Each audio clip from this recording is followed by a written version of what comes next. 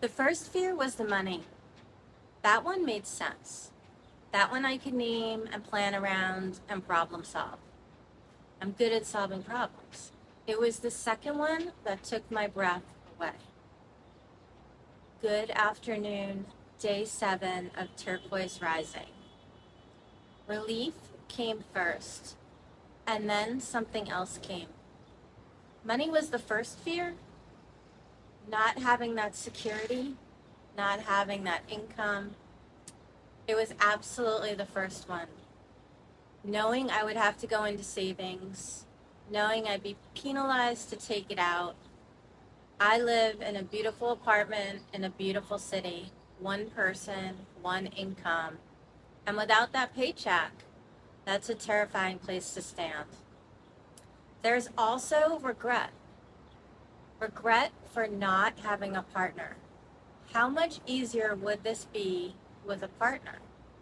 It just comes back to that question I've asked myself more than once in this life. Sometimes, why is everything so hard? If things had been more traditional, more standardized, I could actually take the time to figure this out. Not having that support feels amplified in all of this for sure. Then, relevance arrived. And relevance was extremely relevant. It was political, it was bullshit, but that's not the narrative I'm taking into the next chapter. So I had to find another way to hold it. The relevance piece is still conflicting. Trying to come back out without stepping back in. I'm not alone in this. I'm watching really talented, experienced executives in my field. People who gave everything sitting unemployed, not being called, not being brought back in. And that's terrifying. Because if it's happening to them, the landscape has shifted in a way that requires a completely different strategy. Being forgotten, that's deep. I've made an entire career of being unforgettable. And then the phone gets a little quiet.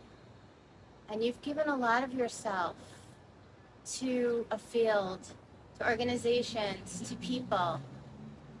And you start to wonder, what is giving back? And if you're even in the right place, if you're doing the right things. And then you realize the answer to that question is not found in a job or a company or a posting. It's found in what you build next.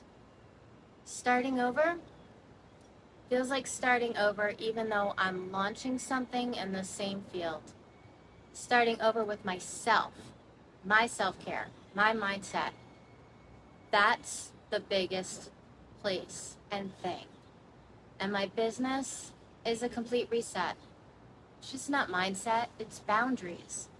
From the moment I drove away from that building, what I will not put up with anymore, what is going to be best for me. Having to picture that in my mind's eye and work towards something that is not yet tangible takes a whole lot of faith and a lot of boundaries. And the story that started running, that was the right role, the right fit, and the right alignment. It's not going to be found by sending resumes. I started my advisory in 2022 as a consulting firm and was hired by my client.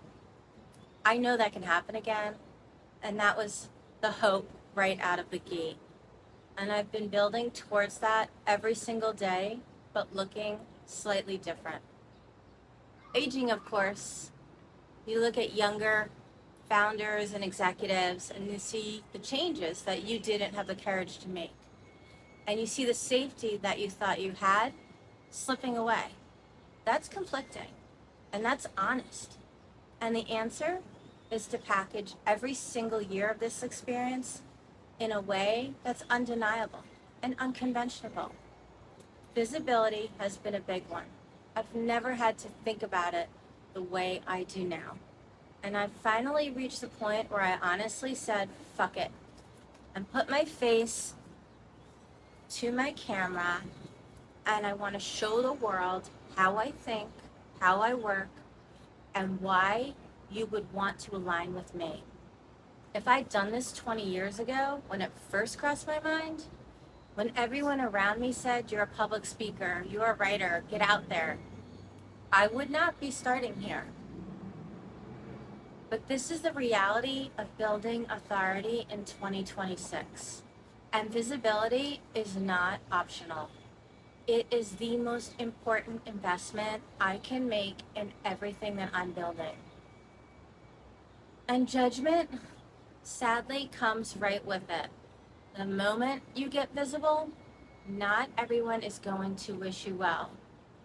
But judgment is simply a light being shown on the parts of people that they're still searching about. I see it, I understand it, and I have decided to keep moving, proving myself again. That can be exhausting. Waking up and starting over and doing it again. There's always a tinge of, I wish I had done it earlier. And then I come back to the same place every time. It's in divine timing. It's in God's timing. And it is what it is now. The time is now. My nervous system has been on this journey. It went still first, then it switched to overdrive, then into fixing mode. And what can I do? How do I fix this? How do I fix this? And then slowly, with every walk, every morning, every decision I make for myself, one step at a time, every day is more evolved than the day before. I'm still inside the fracture. I'm still inside the destabilization, but the foundation is forming underneath. Every day feels stronger. This is day 7, 90 days, live and unfiltered. If you're in your own reinvention, come walk with Rico and I. Subscribe below and rise out loud.